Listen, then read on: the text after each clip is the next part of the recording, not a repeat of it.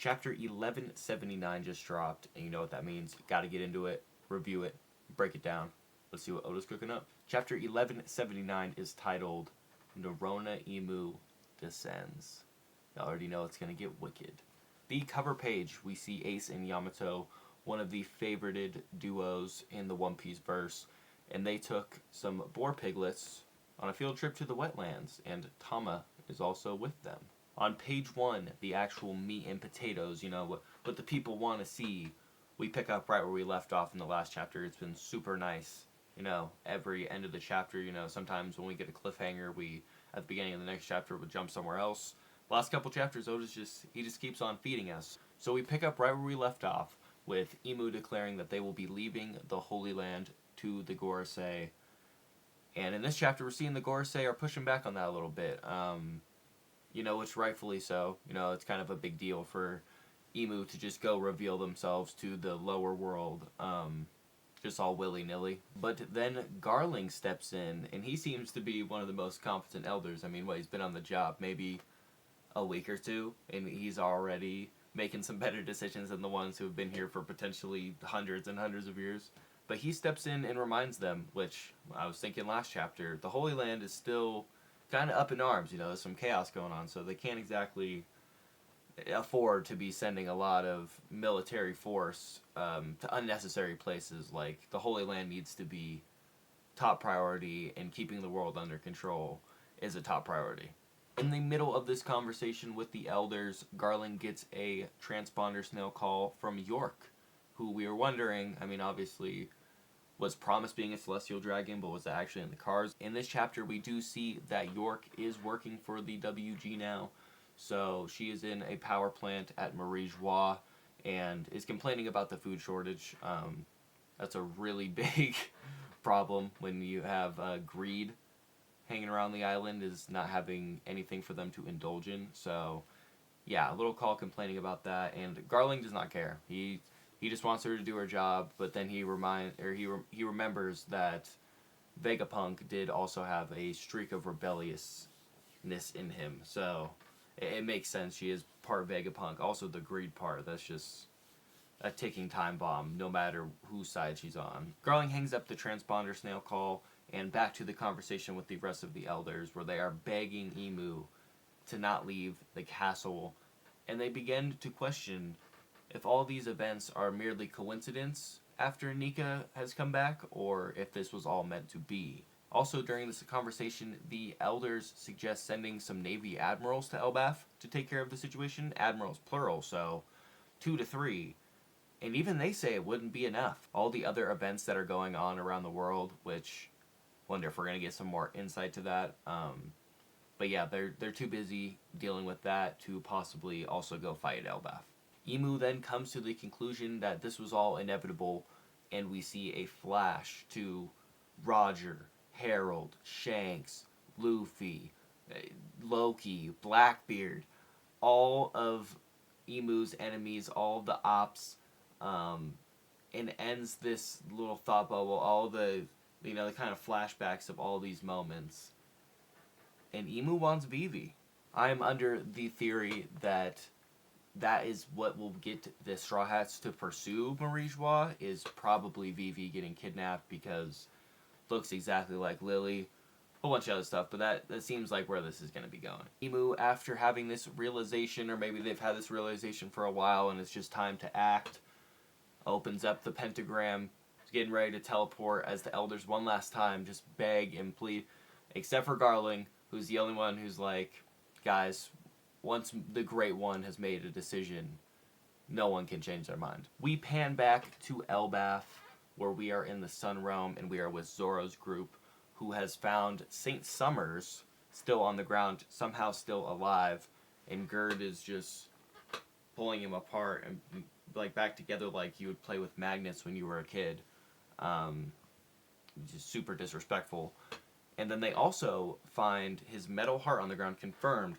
Last chapter, it's kind of some speculation, like, is it just a weird angle, or is there something different about this heart? This chapter is confirmed. It's a metal or a steel heart. So yeah, and Zoro comes to the conclusion that this is probably the key to killing them. If you smash that, is that what stops the regeneration?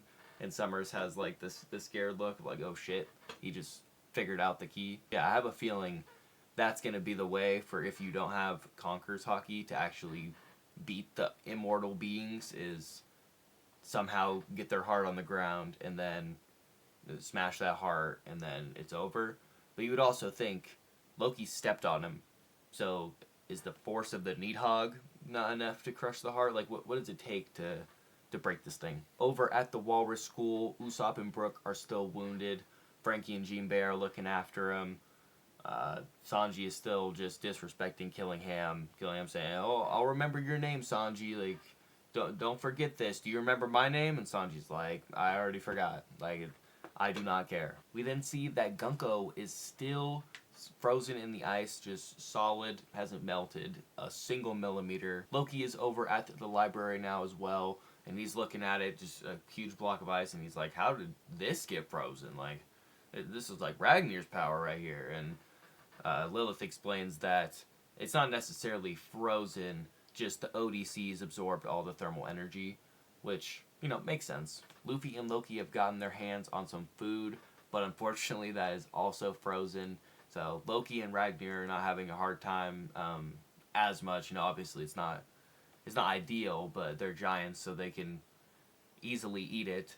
Luffy, on the other hand, who's already worn out and has a giant slab of meat, is just like laying on it and doing what he can. And is like, oh, we got to get some of this to Usopp and Brook. And Loki's like, just focus on getting back to yourself for now. Luffy asks Loki a big question, which is, did you kill the person that you froze earlier? Like, that person in the block of ice, are they dead right now? And Loki's like, it's like a flash freeze, you know, it's an instant freeze, so it doesn't kill them, but they can't break out of it unless Ragnar allows it, pretty much, which I feel like we're going to see that tested with Imu later in this arc. Like, early spoilers, but Imu looks fucking insane. So I'd assume that they could probably break the ice. And just when we think we're out of the woods, Nami looks over to the distant forest and hears some noise coming from there. And she's like, what? And then a giant black fire cloud erupts in the middle of the forest. Quite literal hellfire just starts raining down in multiple pillars all over Elbaf. The people are freaking out. The houses and the terrain, the trees start coming to life and growing wings, just like kind of Big Mom's fruit a little bit. And then right above the castle, music starts playing. Some Drums of Liberation type shit starts happening. And another, just right in the middle of all these pillars that kind of come down like in a circle. And right in the center, right on top of the castle, just a huge fire strike with huge Conqueror's Haki, probably on the same scale as the one Imu popped when they first took over Gunko's body earlier in the arc. This Conqueror's Haki just is pushing everybody back. Even Zoro's like, well, that's Conqueror's Haki if I've ever felt it. The kids are passing out. Luffy and Loki are like, what the hell? That's the same Haki from the person we just fought. Like, what the fuck is going on? In the very center of the castle, where we saw the pentagram when Luffy and Zoro ran into Scopper the first time, Imu is now in the center of that pentagram, coughing up blood. That was probably a huge toll to transport all the way from the Holy Land in the middle of the Grand Line to almost the end of the Grand Line. Then we see them start to scream out. Looks like wings are coming out from the back, and everybody's looking around. All the Giant Story, Brogy, Yaru are like, who is that? Killingham and Summers are shocked that Imu actually came in person.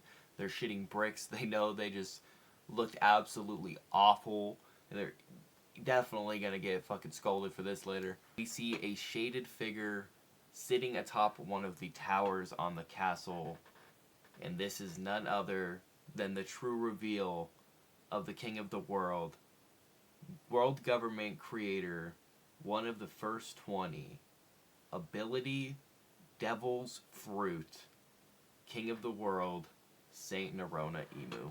And this design is absolutely sick. People, of course, are going to complain. They always complain. This is arguably Oda's best character design. If Loki didn't exist, it would be hands down, but this is absolutely fire. And just like the Hagoromo, the weapon, the tail, the horns, it's like, it's just, it's cinema.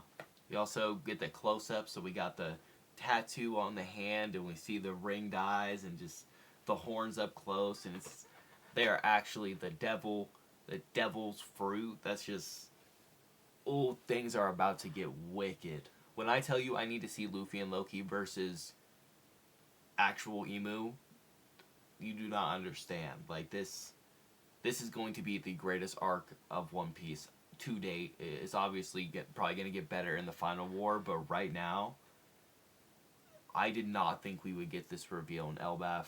It's just, it's sad in a way, because you know we're getting closer to the end, but at the same time, it's just like such a reveal that's been speculated and theorized about, that's just, actually getting it does not feel real. But now the sad part, we are on break next week, so we'll get a whole week to kind of sit and marinate and just drool over this design, because holy shit, this is just, I won't go on because I could do this all day.